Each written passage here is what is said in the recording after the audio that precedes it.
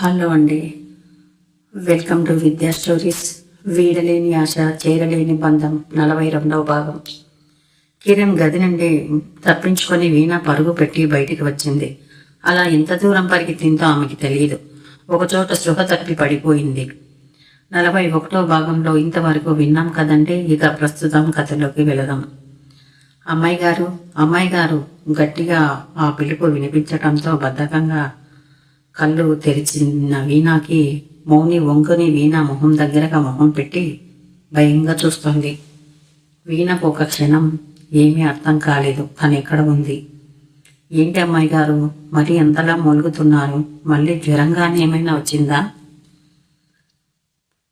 ఏంటి? వీణ నీరసంగా పలికింది. మీరు మూలుగుతూ ఉంటే నీకు ఒళ్ళు కాలుతుందేమో అని ఒళ్ళు పట్టి చూశాను. ఏమీ ఒళ్ళు కాలలేదు అని అంది. జ్వరమా? నాకా? ఎప్పుడొచ్చింది అంది. మొన్న వచ్చింది కదమ్మా. తగ్గిపోయింది కదే మొన్నే అంది వీణ. కొన్నిసార్లు జ్వరం పైకి ఏమి కనిపించకపోయినా లోపల జ్వరం ఉంటుంది. అందుకే మీకు జ్వరం లోపల ఉన్నట్లుంది, మూలుగుతున్నారు అని మౌని మాటలకి వీణ పలకలేదు. కళ్ళు అటు ఇటు తిప్పుతోంది. తనని ఎవరో తాళ్లతో కట్టేసినట్లుగా మనిషి అంత కదలలేకపోతుంది. తన వైపు చూసుకుంది. భుజాల వరకు బెడ్షీట్ కప్పుకొని ఉంది.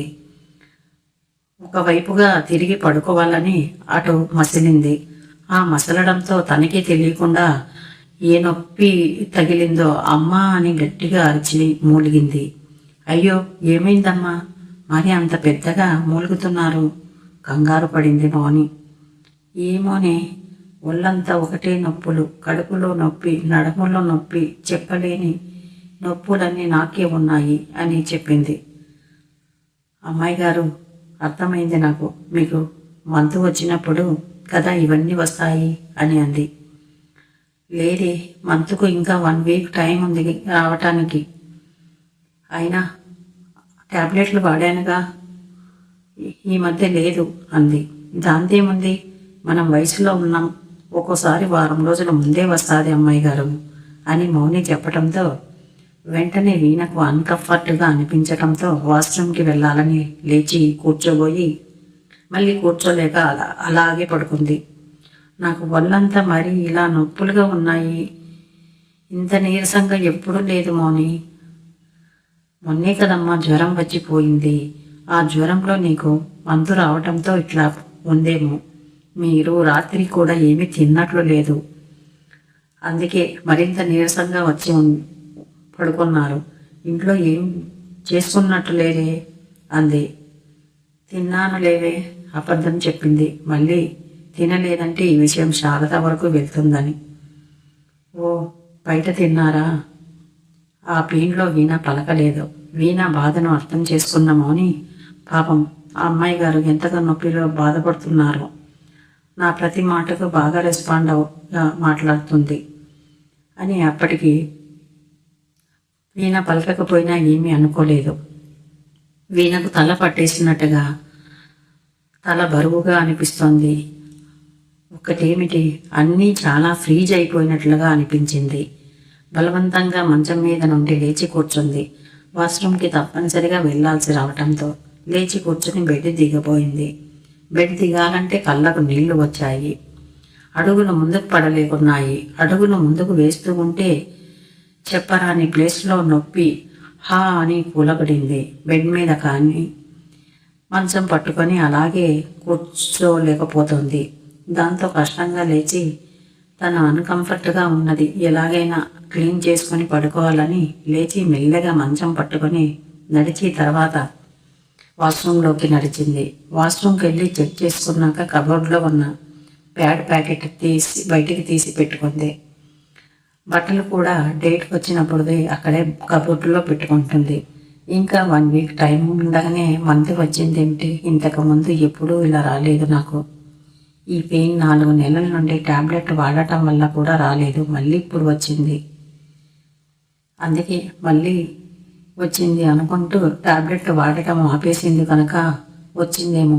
అతి కష్టంగా హాట్ వాటర్తో స్నానం చేస్తోంది. హాట్ వాటర్తో అలా ఎంతసేపు అయినా స్నానం చేయాలనిపిస్తోంది. అందుకే అలాగే కూర్చుంది. ఏదో ఘనీభవించినదంతా ఎముకలు తిరిగి కదలటం ప్రారంభించినట్లుగా ఉంది. గడ్డకట్టిన రక్తం అంతా తిరిగి యథాస్థానంలోకి ప్రసరణ జరుగుతున్నట్లుగా ఉంది. చాలాసేపు అలా హాట్ వాటర్ కింద తలార స్నానం చేసి కుర్తా పైజామా వేసుకొని బయటికి వచ్చింది. కానీ లోపలికి వెళ్తున్నప్పుడు ఉన్నంత కష్టంగా అనిపించలేదు. బయటికి వచ్చేటప్పుడు రిలీఫ్గా అడుగులు కష్టపడకుండానే ముందుకు పడుతున్నాయి. ముందు రోజు నైట్ కిరణ్ కారులో తీసుకెళ్ళిందే ఇంకా గుర్తు రాలేదు వీణకు. స్నానం చేసి బెడ్ మీద కూర్చుంటూనే మౌని కాఫీ తీసుకుని వచ్చింది. మౌని కూడా తాగుతూ వీణకి ఎదురుగా వచ్చి కూర్చుంది నేల మీద. తను కాఫీ తాగుతూ ఉంటే టీవీ ఆన్ చేసింది. కడుపు నొప్పి వస్తే డాక్టర్ రాసిచ్చిన ట్యాబ్లెట్ మౌనికి టీవీ కబోర్డులో ఉంది. అవి తెచ్చి ఇవ్వు అని మెడికల్ బాక్స్ తెమ్మని చెప్పడంతో మౌని లేచి వెళ్ళి తీసి ఇచ్చింది. ట్యాబ్లెట్ వేసుకొని కాఫీ తాగడం మొదలుపెట్టింది. టీవీ పెట్టమ్మా అంది మౌని. సరే అని వీణ న్యూస్ టీవీ పెట్టింది. బ్రేకింగ్ న్యూస్ వస్తోంది. Parameswari junior college campus principal Dhanunjay కొడుకు కిరణ్కు ఘోర రోడ్డు ప్రమాదం. హాస్పిటల్లో ఉన్న కిరణ్ను చూపిస్తున్నారు. ఒక అమ్మాయి రేప్ కేసులో 8 సంవత్సరాలు జైల్లో ఉండి జైలు నుండి 6 నెలల క్రితమే విడుదలైన కిరణ్కు ఘోర రోడ్డు ప్రమాదం. ఒకవైపు కిరణ్ బాగా ఉన్నప్పుడు ఫోటో చూపిస్తున్నారు. ఇంకో బాక్స్లో కిరణ్ దెబ్బలు తగిలి రక్తం ఓడుతున్నట్లుగా చూపిస్తున్నారు. మరో బాక్స్లో ఇంకో 24 అవర్స్ వరకు ఏమీ చెప్పలేమంటున్న డాక్టర్స్ అన్న బ్రేకింగ్ న్యూస్ చూస్తూనే వీణ కళ్ళు పెద్దవి చేసి చూస్తోంది. ఛానల్స్ అన్నీ మార్చి మార్చి చూసినా అన్నిటిలో అదే న్యూస్. కొన్నిటిలో కిరణ్ను హాస్పిటల్కి తీసుకెళ్తున్నది గొంతు స్థాయి పెంచి చెబుతోంది. కిరణ్ హాస్పిటల్లో ఉన్నది ఒక బాక్స్లో. మరోవైపు కిరణ్ అమ్మా నాన్నలు ఇద్దరు ముంబైలో ఉన్నారు. అక్కడే ఇప్పుడే వాళ్ళు ఫ్లైట్ దిగారు, హాస్పిటల్ వైపు బయలుదేరుతున్నారు అంటూ కిరణ్ అమ్మా నాన్న వస్తున్న కారును కూడా ఎయిర్పోర్ట్ నుండి వస్తున్నది చూపిస్తున్నారు మరొక బాక్స్లో. ఆ న్యూస్ చూసిన వీణ షాక్ అయ్యింది. అన్నీ ఒక్కొక్కటిగా గుర్తుకు వచ్చేస్తున్నాయి వీణకు. తను కిరణ్ కారులో ఎక్కి వెళ్ళటం, అక్కడ నుండి కిరణ్ అమ్మా నాన్న నిన్ను పూడుతున్నారు అంటూ కిరణ్ చెప్పటం గుర్తు వచ్చింది. నిన్ను కోడలిగా చూపించడానికే అమ్మ నాన్నకు తీసుకెళ్తున్నాను. మమ్మీ డాడీ పైన ఉన్నారు, పిలుచుకొని వస్తాను. పవర్ పోయిందేమిటి మమ్మీ, ఇంకా జనరేటర్ వేయలేదా అని మాట్లాడిన కిరణ్ మాట్లాడిన మాటలు గుర్తు వస్తున్నాయి. అక్కడ నుండి తను తప్పించుకొని రావటం, అక్కడ సోఫాలో కూర్చున్నప్పుడు ఏదో తనకు మెడ మీద కొట్టినట్టు గుర్తు వచ్చింది. తన మెడ మీద చేత్తో రఫ్ చేసింది. ఇంకా ఏదో కొద్దిగా బుడపలాగా ఉంది. అంటే ఇదంతా కరెక్టే అన్నమాట. నాకేమీ కలగనలేదు నేను. మౌని అని దగ్గరగా పిలిచింది. మౌని వచ్చింది. ఏదో నా మెడ దగ్గరగా కొట్టినట్లుగా ఉందా ఇక్కడ అని మెడ దగ్గర చూపిస్తోంది. వీణ చెవి కింద మెడ సైడు చిన్నగా ఉన్న బేబీ హెయిర్ అంతా పక్కకు తొలగించి మౌని చూసి, అవునమ్మా ఏదో కొద్దిగా కదిలినట్లుగా ఉంది, కందినట్లుగా ఉందమ్మా అంది. ఏమి కుట్టిందో అడిగింది. కరెంటు పోయినప్పుడు ఏదో కుట్టిందే తెలియట్లేదు, మెడ దగ్గర దుద్దుకుంటూ చెప్పింది. మళ్ళీ ఒకసారి పరీక్షగా చూసి, ఇది కందిరిగా కుట్టినట్లుగా ఉంది అమ్మాయి గారు, ఇది కుడితేనే అలా అవుతుంది అని చెప్పింది మౌని. మై గాడ్, నన్ను కిరణ్ తీసుకెళ్ళాడు. నేను అక్కడి నుండి తప్పించుకొని బయటికి పారిపోయి వచ్చాను. ఆ తర్వాత ఏమైంది, అక్కడి నుండి ఇంటికి నేను ఎలా వచ్చానో గుర్తులేదే అని ఎంతగానో ఆలోచించింది. ఎంత ఆలోచించినా కూడా కొంచెం కూడా గుర్తు రావటం లేదు. ఎలా వచ్చాను? మౌని నార్మల్గానే న్యూస్ చూస్తోంది, ఎప్పుడూ చూసేవేగా అన్నట్లుగా. కానీ వీణకు మాత్రమే తనకు సంబంధించినది కనుక షాకింగ్గా చూస్తుంది. సీసీ ఫుటేజ్ చూడాలి. వీణకు వెంటనే ఆ థాట్ రావటంతో సోఫాలోకి వెళ్ళి సీసీ ఫుటేజ్ చూడాలి అనుకుంది. కొద్దిసేపటికి మౌని ఉంది కదా, తర్వాత చూద్దాం అనుకుంది. మౌని కాఫీ తాగి వీణ కప్పు కూడా తీసుకొని లోపలికి వెళ్ళింది.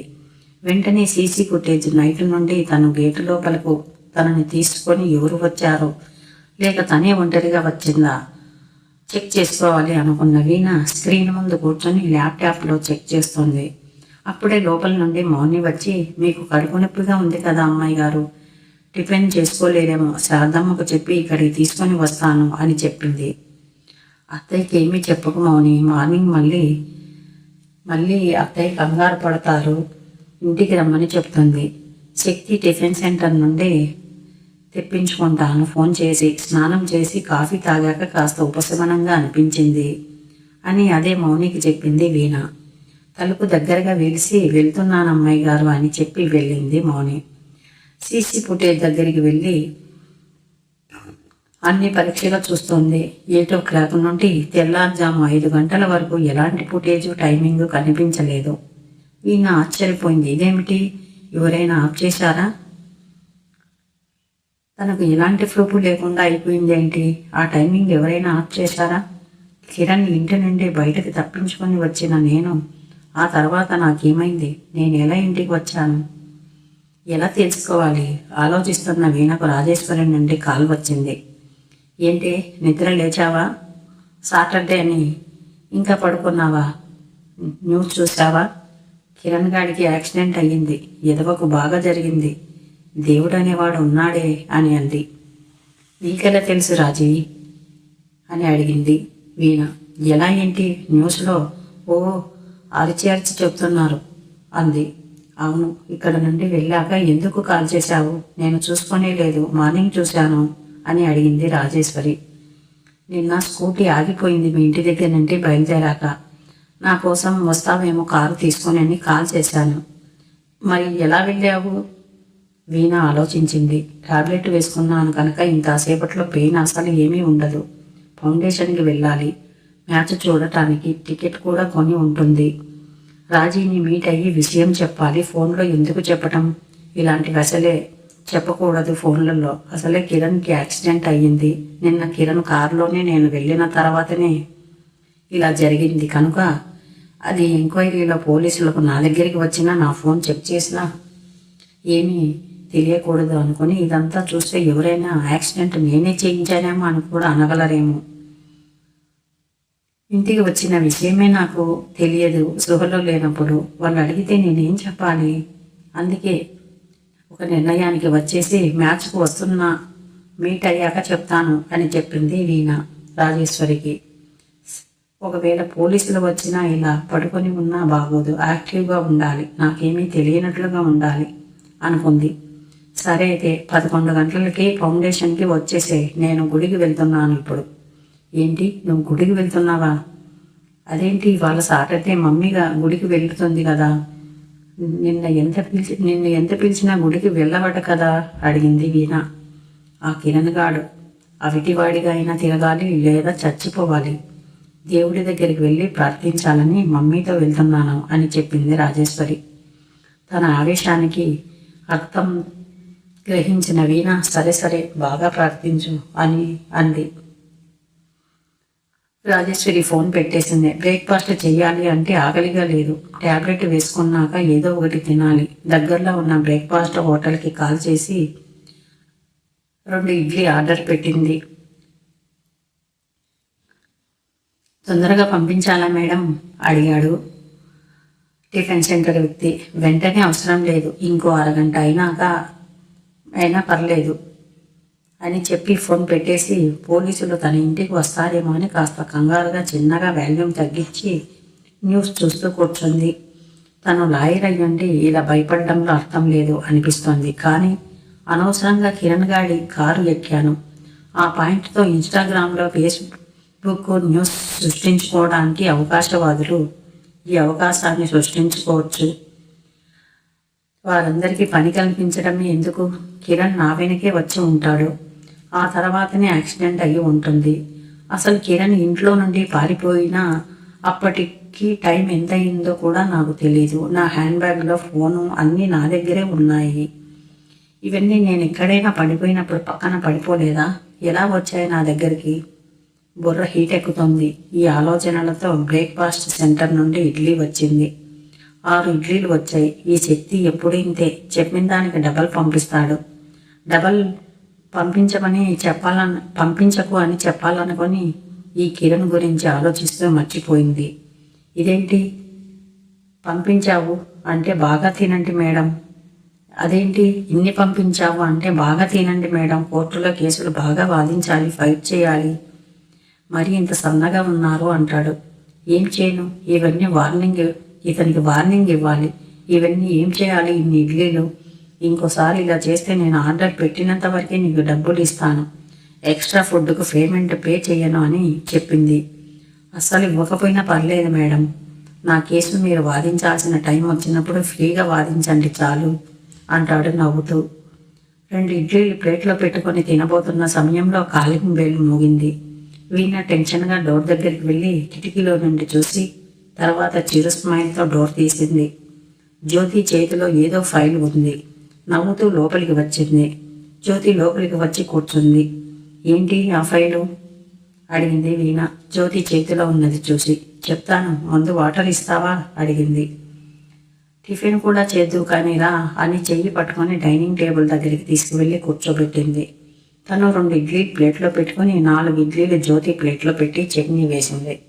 నేను మిల్లెట్ జావ తీసుకొచ్చేసుకొని తాగి వస్తున్నాను అని జ్యోతి చెప్పింది. ఏం కాదు, తినాల్సిందే అని పట్టింది వీణ. వీణ కోసం జ్యోతి వీణ పెట్టుకున్న 2 ఇడ్లీల ప్లేట్ తీసుకుని 4 ఇడ్లీలు ఉన్న ప్లేటు వీణ ముందుకు తోసింది జ్యోతి. ఇద్దరు వాదులాడుకుంటూ నాకు ఇంతే చాలు అంటే వాదులాడుకున్నారు. ఇద్దరు చివరికి చెరొక 3 ఇడ్లీలు తిన్నారు. చాలా బాగున్నాయి ఇడ్లీలు, జొన్న ముక్కల్లా కరిగిపోతున్నాయి చట్నీతో అంది జ్యోతి. అందుకే నేను ఎక్కువగా బ్రేక్ఫాస్ట్ ఇంట్లో చేయను, శక్తి టిఫిన్ సెంటర్ బాగుంటాయి. తర్వాత కాఫీ పెట్టుకొని వచ్చింది వీణ. నడుస్తున్నప్పుడు జ్యోతి పరీక్షగా చూసి, ఏంటి వీణ అలా చిన్నగా బిగబట్టినట్టుగా నడుస్తున్నావు అడిగింది. ఇంకా నయం, పొద్దునైతే అస్సలు నడవలేకపోయాను అని తన స్టమక్ పెయిన్ గురించి చెప్పి అందుకే ఎక్కువ తినలేనని 2 ఇడ్లీలు పెట్టుకొని మిగతావి నిన్ను తినమంటే నువ్వు నాకే పెట్టావు. నువ్వు కూడా నేను తిన్నానంటే పెట్టావుగా నాకు అంది. ఇద్దరు నవ్వుకున్నారు. వీణ ఫ్లాస్క్లో పోసి ఉన్న కాఫీ తీసుకువచ్చి జ్యోతికి ఇచ్చి తను కప్పులో పోసుకొని కొన్ని కేసుల గురించి మాట్లాడుకుంటూ కాఫీ తాగారు. ఈ ఫైల్ సీనియర్ సార్ మీకు ఇవ్వమని ఇచ్చారు. నువ్వు అడిగావు కదా, రేఖ గారి ల్యాండ్ పేపర్స్ స్టడీ చేస్తానని, అందుకే సార్ పంపించారు అని వీణ చేతికి ఇచ్చింది. ఇవి తన దగ్గర ఉంటే జయవర్ధన్కు ఇవ్వవలసి వస్తుందని, దానికోసమే అతని నుండి తప్పించుకోవాలని ఆ కిరణ్ కారు ఎక్కాను అనుకొని ఆ ఫైల్ వైపు చూస్తుంది. ఆ ఫైల్ స్టడీ చేయాలి, ఆ తర్వాత అతనికి ఇవ్వాలా వద్దా అని నేను ఆలోచించుకొని ఇస్తాను అనుకున్న ఆ ఫైల్ను తీసుకొని ఆ ఫైల్ మీద పేపర్ వెయిట్ పెట్టి మరొక కేసు గురించి డిస్కషన్ జరుపుకున్నాక మధ్యాహ్నానికి మా అమ్మ నాన్న వస్తున్నారు వీణ, నేను వెళ్తాను అని చెప్పి వెళ్ళిపోయింది. వీణ ఆ ఫైల్ ఓపెన్ చేసి అలా పేపర్లో తిప్పుతున్నప్పుడు వాటి మధ్యలో తన ఇయర్ రింగు చూస్తూనే షాక్ అయ్యింది. వెంటనే తన చెవిని తడుముకుంది. ఒక చెవికి రింగు ఉంది, మరొక చెవికి లేదు. మౌని గమనించలేదా తన చెవికి 2 చెవులకి రింగు లేదని? అంటే రింగు ఉన్న చెవి వైపే చూపించాను. అంటే ఆఫీస్లో పడిపోయింది, అంటే సీనియర్ సార్ ఆఫీస్లో పడిపోయిందా? లేక రాజేశ్వరి దగ్గర నుండి బయటకు వెళ్ళాక చెవి దగ్గర ఏదో దురద పెట్టినట్లు ఉంటే తడుముకున్నప్పుడు 2 రింగులు ఉన్నాయి. తర్వాతనే చూసుకోలేదు. అంటే కిరణ్ కారు ఎక్కినప్పుడు కిరణ్ కారులో పడిపోయిందా? ఆ తర్వాతనే, అంటే కిరణ్ ఇంటి నుండి బయటికి వచ్చాక ఆ తర్వాత ఎక్కడైనా పడిపోయిందా కిరణ్? లేక నన్ను ఇంటికి చేర్చింది సీనియర్ సారా? జ్యోతి నాకు ఏమీ చెప్పలేదే. జ్యోతికి తెలుసా లేదా ఈ ఇయర్ రింగ్ ఈ ఫైల్లో ఉన్న విషయం? సీనియర్ సార్కి కాల్ చేసింది వీణ. No respond. వెంటనే 4 సార్లు టెన్షన్గా అతడికి కాల్ చేసింది. ఈసారి స్విచ్ ఆఫ్ అని వచ్చింది. ఏమిటి సార్, కావాలనే ఫోన్ తీయలేదా? ఏంటి సస్పెన్స్ అని విసుగ్గా అనుకుంటున్నప్పుడు రాజీ కాల్ చేసింది. నేను బయలుదేరుతున్నాను, త్వరగా వచ్చే ఫౌండేషన్కి అని. వీణ టైం చూసింది. 10 గంటలు కావస్తుంది. ఇప్పుడు సీనియర్ సార్ దగ్గరికి వెళ్ళాలా, ఫౌండేషన్కి వెళ్ళాలా? షిట్ అనుకుంది. కంటిన్యూషన్. Thank you.